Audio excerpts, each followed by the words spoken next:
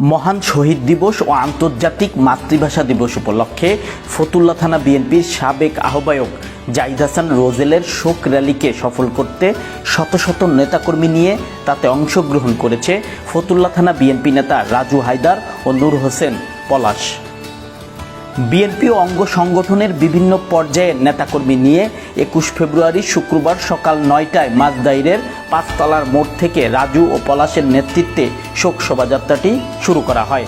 পরে তা বেকারির মোড়, পাকাপুল, গোরস্থান হয়ে জামতলার কেন্দ্রীয় ঈদগাহ ময়দানে এসে শেষ হয়। এ সময় রোজেল নেতাকর্মীদের হাত নেড়ে স্বাগত জানান।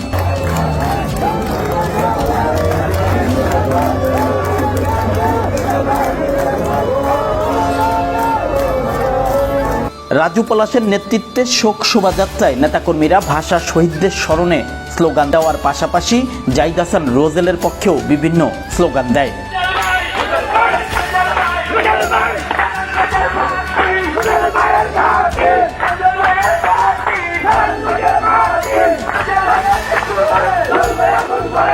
ফতুল্লা থানা বিএনপি ও অঙ্গ সংগঠনের নেতাকর্মীরা কেন্দ্রীয় ঈদগাহ ময়দানে জড়ো হলে সকাল 10টায় র্যালি শুরু করে জাহিদ হাসান রোজেল।